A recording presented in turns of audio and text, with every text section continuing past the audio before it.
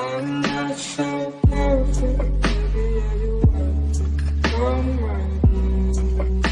right. How's it going, everyone? In the background here is just some footage from my stream. It's just a replay, and it's my day 2 Yule, so don't roast me too hard. Today I just want to answer the question of whether you should play Granblue at this point in time. I've recently come back to the game myself, and I'm really enjoying it.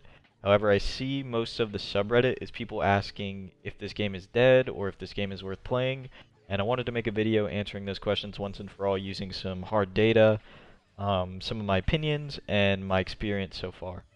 So some raw data for you is right now, as we speak, at around 11:20 p.m. on a Wednesday, there's 253 players on PC with a 420 player 24-hour peak. So far, I haven't had any issues matchmaking on the PC. I just recently plugged my PS4 back up, so I'll definitely have some more data on that.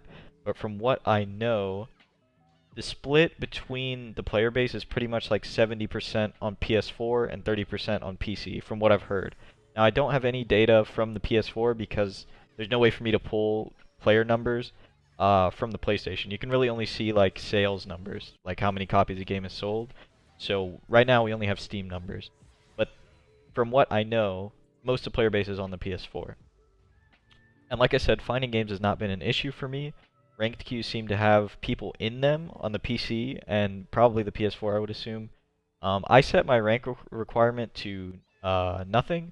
So basically, I play people lower than me or higher than me, and I find matches within probably a few minutes, right? You might play the same person a few times, but I did play this morning, and I did play 4 different people. I played the same guy probably 3 times, and then I played 3 other people. So it's not just one. It's not just you and one other guy queuing up. There's other people on the game. It depends how much you care about your rank, though. Obviously, I set mine to no requirement, just so I can find games. And the games are going to vary in quality as far as gameplay go, based on connection and player skill. Lobbies are admittedly more active on the PS4, it seems. It seemed like there was a lot more people in the East Coast lobbies on the PS4. And on the PC, there wasn't as many people in the lobbies, but like I said, the ranked queues seem to have some population in them. And then using Discord, you can find a match at any time of day or night. This is like a real turnoff for people, though. I know that some people don't like that added step of having to go on Discord and talk to people and ping people and set up a whole match just to play the game, which is understandable, right? And the second thing I want to get to is whether it's worth the time investment. You obviously want your time to yield some value in the end, and what's the point of being good at a game with no one to play against? I think that your time is invested very well because fighting game skill carries over to other titles very well. So whether you're planning on playing this game till Strive comes out like me, or whether you're planning on playing this game until you switch to another game, your skill is going to carry over to some degree. Obviously, when the new game comes out or when you switch to another game, you're going to have to learn those specific mechanics that are unique to that game. But you're going to have the knowledge of basic things like special moves, neutral, spacing, things like that carry over. And also, there is a very healthy competitive scene, right? That's something I like to use to gauge whether a game is worth my time. Wednesday Night Fights runs the game. I think there's 30 people in the bracket tonight. NLBC runs the game every Saturday. They get, 1,000, 1,100 viewers. Great prize pool and consistently good players sign up. And then there's your various weeklies. You see them on the subreddit all the time. It's just weeklies that people put on and you can join, and they usually get about 18 to 20 people from what I could see. But there is still a very healthy competitive scene because this game is relatively new and it has a lot of time to grow and a lot of potential to grow. And then obviously this is probably the biggest kicker for a lot of people is the money investment. The game is not cheap. It's a $60 title with a lot of DLC. A lot of DLC for a game that came out not too long ago. But what you should understand is that you don't need all the DLC.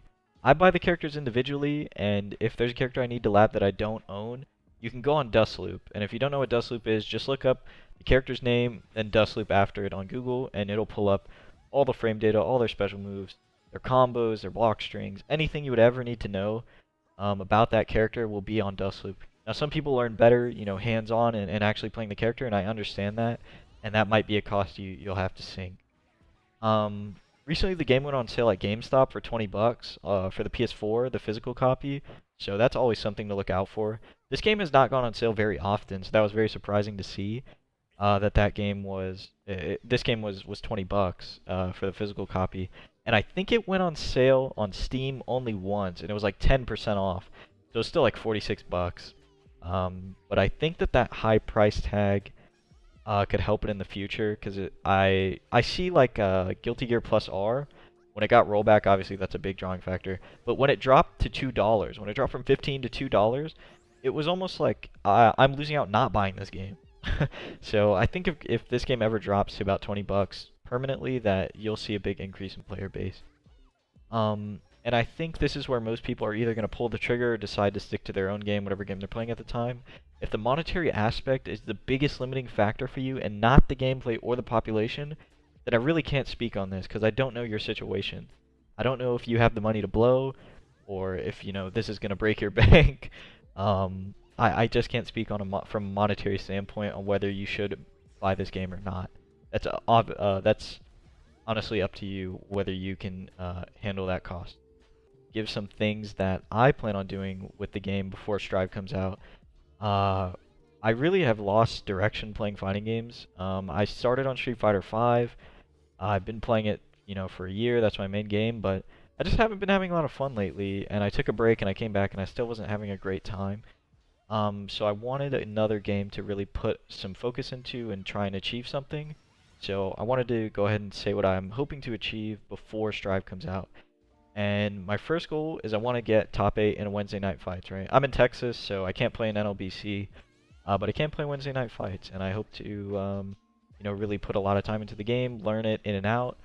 There's a lot less characters in Street Fighter V, so I think that it's possible to catch up to the population, knowledge-wise, right? Mechanically, it'll take a little while, but I want to, you know, get top 8 at least once. And I want to establish some exhibitions for not only my local, right? My local is usually Houston, but I'm off in another part of the state for college. But I'd like to do, you know, sort of a Houston exhibition where some Houston players can come out, play each other, and then we sort of get other states involved, and we get other cities involved, right? Similar to, there's another group in Houston called HBR, Houston Battle Royale, and they run a Dragon Ball Fighters sort of exhibition thing. Hello? Oh, there it is. Sorry, that was was the on mute. replay. But they run a It was literally in they run an exhibition thing where they get other states involved. And it's really cool to see. So I'd like to do that for Granblue too. I know that the netcode's not great, but they're able to do it on Dragon Ball, and I think we'd be able to do it here on Granblue. And then I'd like to just get better at fighting games in general. Before Strive comes out and after Strive comes out, I just want to get better at the game, create some content, and maybe hit S rank. That'd be pretty cool. Anyways, I hope this video really helped you guys make a decision. And if you already play the game, please let me know what you think and if I missed anything.